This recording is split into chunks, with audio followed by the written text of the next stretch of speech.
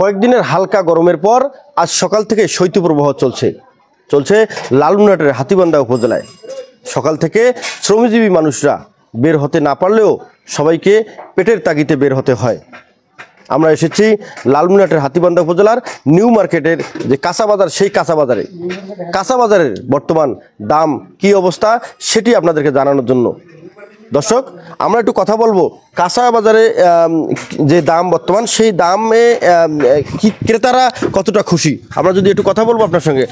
বর্তমানে কাঁচা বাজারের কি অবস্থা? একটু কাঁচা বাজারের অবস্থা খুব খারাপ, মানে পেঁয়াজ 60 টাকা 70 টাকা। দাম কি এখন কমছে না বাড়ছে? একটু কমছে, মানে তো মৌসুম, শীতের মৌসুম না, একটু কমছে। তাতে কি আপনাদের সুবিধা হয়েছে? না, কই সুবিধা এখন আয় খুব কম না আমাদের। আচ্ছা, আমরা একটু কথা বলবো আসলে একটু দোকানদারের সঙ্গে, যে আপনারা একটু যদি আমার সঙ্গে একটু কথা বলেন যে আসলে কাঁচা বাজারের কয়েকদিন আগে যতটুকু দাম ছিল, আমরা যতটুকু জানি যে দাম ছিল, যেমন আলু ছিল 80 টাকা 90 টাকা, এখন আলুর কি অবস্থা? 30 টাকা কেজি আলু, 30 টাকা কেজি, সব জিনিসের দাম কম, এখন অর্ধেকও তো কম দাম। পেঁয়াজের দাম 50 টাকা 55 টাকা কেজি বর্তমান চলছে। আচ্ছা, তারপরে আপনার ওই যে অন্য সবজি কি? ওই সব জিনিসের দাম, শাক পাতা নেয় না, কবি 30 টাকা ধারা হলে কোনো নেয় না আছেন বর্তমান, কোনো কিটের নাই। তার মানে কি কৃষকের কাছে আবাদ খুব ভালো হয়েছে, সবাই আনতেছে আবাদ করি, বুঝছেন। শসা 20-25 টাকা কেজি। মনে করেন কিছু জিনিসের বর্তমান পরিস্থিতি খুবই খারাপ, সব কৃষক আবাদ করছে বাড়িতে, যার জন্য বাজারে হাট কাজে লোক সংখ্যাও তো বর্তমান নাই, ঠান্ডা একটু বেশি। হ্যাঁ, বাজার ঘাট খুব খারাপ। দর্শক, আমরা বাজারে যেটি জানলাম যে আসলে বিক্রেতারা জানিয়েছেন যে কয়েকদিনের তুলনায় অর্ধেক দাম অর্ধেক নিচেই চলে এসছে। কয়েকদিন আগে আলু ছিল 70 থেকে 80 টাকা, সেই আলু এখন 30 টাকায় নেমে এসেছে।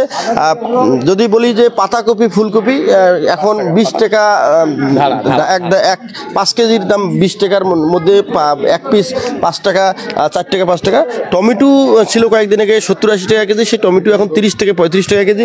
আমরা একটু আপনার সঙ্গে কথা বলবো যে এই রসুন পেঁয়াজের দাম, বা এই পাশাপাশি আপনার পেঁপে বা দামটা ঠিক আছে?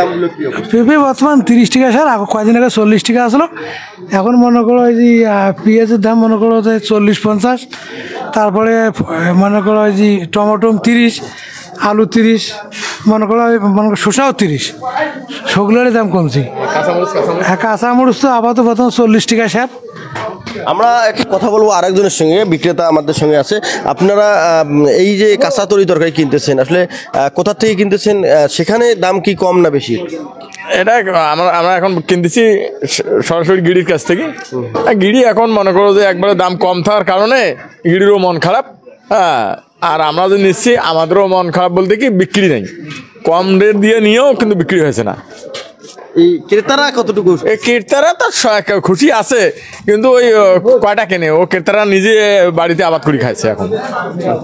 তবে আমরা যদি একটু বলি যে কয়েকদিন আগে সারা বাংলাদেশে যে কাঁচা তরকারির যে দাম ছিল, এই দামে ক্রেতারা অনেকটা মানে একটা বলা চলে তাদের মধ্যে অস্বস্তিকর অবস্থা চলে এসেছিল। যে পেঁয়াজ যেমন 140 টাকা কেজি, 45 টাকা কেজি ছিল দেশি পেঁয়াজটা, সেই সাথে আলু 80 টাকা 90 টাকা 100 টাকা পর্যন্ত আলু, নতুন হল্যান্ডার আলু ছিল, সেই আলু এখন 30 টাকা কেজিতে নেমে এসেছে। পাশাপাশি যদি বলি যে কৃষি পণ্য যে উৎপাদন হচ্ছে, সেই কৃষি পণ্য উৎপাদনটা এত বেশি হচ্ছে যে কোনো ঘন কুয়াশা না থাকার কারণে এই কৃষি পণ্যগুলো মায়ের যায়নি, বিধায় সেই কৃষি পণ্যটা উৎপাদিত হওয়ার কারণে বেশিরভাগ ক্রেতারাই এখন আর বাজারমুখী নয়, তারা নিজেরাই উৎপাদন করছে, নিজেরাই সেই কাঁচা তরকারিগুলো বাড়িতেই ব্যবহার করার কারণে বিক্রেতাদের মাথায় হাত পড়েছে।